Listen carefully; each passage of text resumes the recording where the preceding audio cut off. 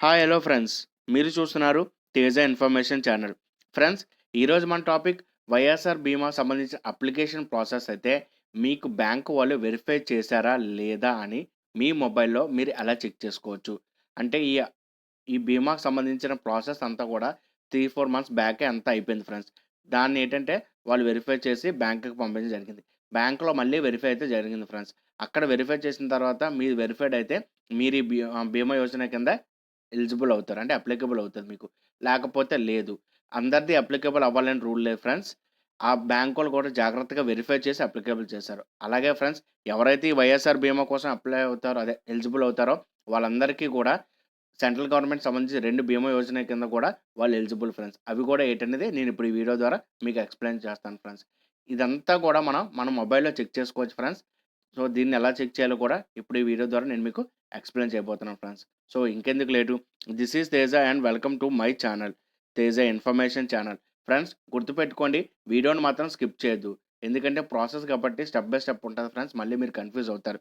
వీడియోని ఎండ్ వరకు చూడండి. అండ్ నాదొక చిన్న రిక్వెస్ట్ ఫ్రెండ్స్. ఎవరైనా ఫస్ట్ టైమ్ నా ఛానల్ చూస్తే కిందన ఉన్న red colour subscribe button click చేసుకోండి. అలాగే పక్కన ఉన్న బెల్ ఐకాన్ క్లిక్ చేయడం అయితే మర్చిపోకండి friends. So friends, let's begin the video.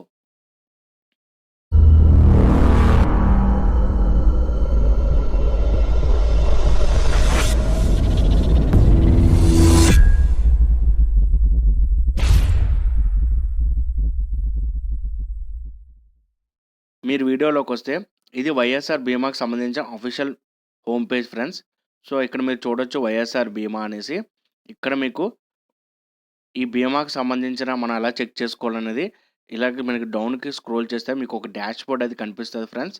ఇక్కడ మనం 2 విధాలుగా అయితే చెక్ చేసుకోవచ్చు. ఒకటేంటంటే అకౌంట్ నంబర్, ఇంకోటేంటంటే rice card. Suppose account number గాని మీరు టైప్ చేశారనుకోండి, మీకిక్కడ బ్యాంక్ నేమ్, బ్రాంచ్ నేమ్, మీ అకౌంట్ నంబర్ అయితే ఉండాలి. సో, అకౌంట్ నంబర్ సెర్చ్ చేస్తే మీకు డీటెయిల్స్ అయితే రావడం జరుగుతది ఫ్రెండ్స్. లేదు అంటే మీరు రైస్ కార్డ్‌తో కూడా చెక్ చేసుకోవచ్చు. రైస్ కార్డ్ చెక్ చేసుకున్నారనుకో, రైస్ కార్డ్ మీద మీరు క్లిక్ చేసుకుంటే చూడండి ఫ్రెండ్స్, ఇలా ఓపెన్ అవుతది ఫ్రెండ్స్. మళ్ళీ పేజ్ అయితే రిఫ్రెష్ అయ్యి ఓపెన్ అవుతది. అక్కడ మీకు ఇక్కడ చూడండి ఫ్రెండ్స్, రైస్ కార్డ్ సంబంధించి ఫస్ట్ మీరు ఏం సెలెక్ట్ చేసుకోవాలంటే మీ డిస్ట్రిక్ట్, ఏ డిస్ట్రిక్ట్ అనేది సెలెక్ట్ చేసుకోవాలి ఫ్రెండ్స్. ఇక్కడ నేను నా డిస్ట్రిక్ట్ అయితే నేను సెలెక్ట్ చేసుకుంటున్నాను ఫ్రెండ్స్. అలాగే నెక్స్ట్ ఏంటంటే ప్రతిసారి కూడా ఈ పేజ్ అనేది రిఫ్రెష్ అవుతది ఫ్రెండ్స్. సో, డిస్ట్రిక్ట్ సెలెక్ట్ చేసుకున్న తర్వాత ఏది చేసుకోవాలంటే మన మండలం అయితే సెలెక్ట్ చేసుకోవాల్సి ఉంటది. అలాగే తర్వాత మనం రైస్ కార్డ్ నంబర్ అయితే ఎంటర్ చేయాల్సి ఉంటది ఫ్రెండ్స్. సో, నెక్స్ట్ ఏంటంటే మన మండలాన్ని అయితే మనం సెలెక్ట్ చేసుకోవాలి ఫ్రెండ్స్. సో, డిస్ట్రిక్ట్ సెలెక్ట్ చేసాం కాబట్టి ఇదేమో రిఫ్రెష్ అవుతుంది ఫ్రెండ్స్. సో, రిఫ్రెష్ అయిన తర్వాత మనకేంటంటే మండలాన్స్, ఆ డిస్ట్రిక్ట్‌లో ఏ మండలాన్స్ ఉన్నాయో అవైతే ఓపెన్ అవుతాయి ఫ్రెండ్స్. ఇక్కడ చూడండి. ఇక్కడ సెలెక్ట్ మండలం. సో, మనది ఏ మండలం అయితే అది సెలెక్ట్ చేసుకోవాలి ఫ్రెండ్స్. ఇదిగోండి. నా మండలం కూడా నేను సెలెక్ట్ చేశాను.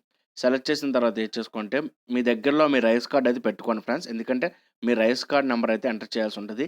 రైస్ కార్డ్ అంటే కొత్తగా మీకు రైస్ కార్డ్స్ ఇచ్చారు కదా ఫ్రెండ్స్, ఆ నంబర్ ఎంటర్ చేస్తే చాలు. మీకు పాత రేషన్ కార్డ్ నంబర్ అయితే ఎంటర్ చేయవసరం లేదు. సో, ఇక్కడ మీరు రైస్ కార్డ్ నంబర్ అయితే మీరు ఎంటర్ చేయాల్సి ఉంటది ఫ్రెండ్స్.